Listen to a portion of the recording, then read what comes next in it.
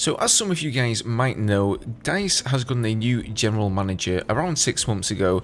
Her name is Rebecca Kutaz, and she's obviously joined DICE at a time of hardship where Battlefield 2042 has just launched to widespread disappointment. I don't think anybody was really happy with the game, and games industry has just published an interesting interview with her, one of the first ones in fact since she took over at DICE, and she has some interesting things here to say both about DICE and the future of Battlefield. So for those of you who don't know, around the time Battlefield 2042 was launching, several members of the team basically left the company. We had Vince Zampella, the co-founder of Respawn, come in as the head of Battlefield, so to speak. He was placed in charge of the Battlefield series as a whole going forward, and meanwhile several leaders left DICE around the same time, and these were Oskar Gabrielsson, the general manager, the head of design, Forzi Mesmar, that was the guy who previously worked on Candy Crush, head of content, Johanna Soderquist, and executive producer, Alexander Grondal.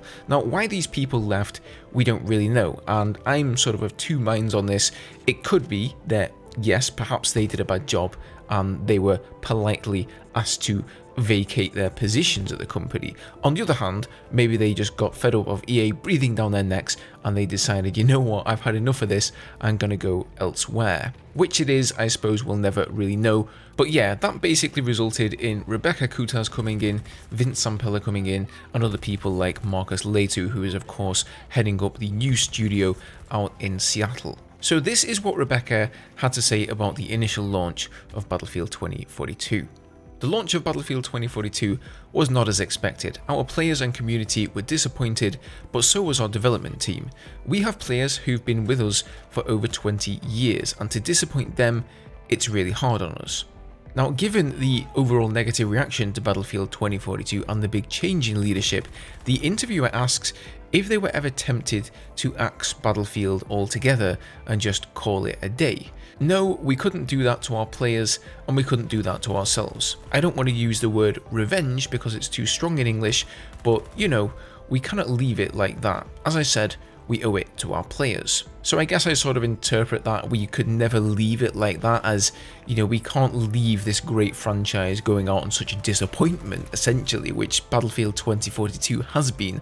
For the most part, if we're going to draw a line under Battlefield completely and call it a day, it's got to go out on a banger. Or at least, that's what I would hope for. Now, the interviewer also asked her about other projects because DICE isn't only, although it's mainly known for Battlefield, it isn't only known for Battlefield. It does have other titles it likes to dabble in from time to time, like Mirror's Edge, and he asked if any unusual projects like that are on the back burner for now. And this is what she has to say. Totally. We are only focusing on Battlefield 2042. There is no time for anything else, and this is what we want to do. In 3 years, we want to be the first-person shooter powerhouse that DICE deserves to be, and that is what we're going for. I want the team to be really proud about Battlefield 2042, that is what they're chasing, and they have their heart and the passion there. We want to be really, really proud of DICE. We want DICE to be the #1 spot for first-person shooter games in Europe and one of the powerhouses in the world. It's a fabulous team, we're going to make magic together. Well, I remember the last time a DICE developer said he was going to make magic. You guys remember that? Yeah, we all know how that turned out. No, seriously though, I really do hope, you know, she's correct. As always, guys, proof is always in the pudding. Words are just words, but I really hope she's going to put her money where her mouth is and make something special. I also think it's interesting that she says in 3 years' time, we want to be the first-person shooter powerhouse that DICE deserves to be. So in 3 years' time, there will be a new Battlefield game out, so I don't think they're going to build that powerhouse on the back of Battlefield 2042, but hopefully on whatever the next game is going to be. In other news, Battlefield 2042 won't remove its Russian forces anytime soon. So this was another article written up on Eurogamer, I think it was, and this was basically about if the Russian faction, because of obvious controversies and the war going on in Ukraine, if the Russian faction was ever going to be removed. So far, EA have decided to remove Russian clubs and the Russian national football team from FIFA 22, FIFA Mobile and FIFA Online, so it wouldn't be completely out of the question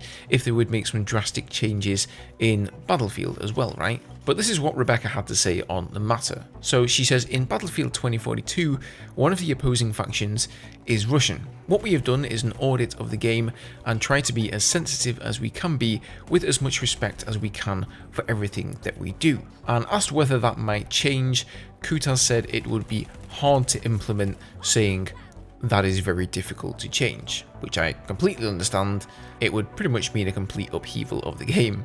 Now, EA subsequently supplied an additional response, saying while the premise of Battlefield 2042 and the content recently released for Season 1 remain representative of the game, we did audit and adjust content across both in-game and marketing to be sensitive to the situation in Eastern Europe. The Russian and US factions, as they are represented today in Battlefield 2042, will continue in our live service seasons.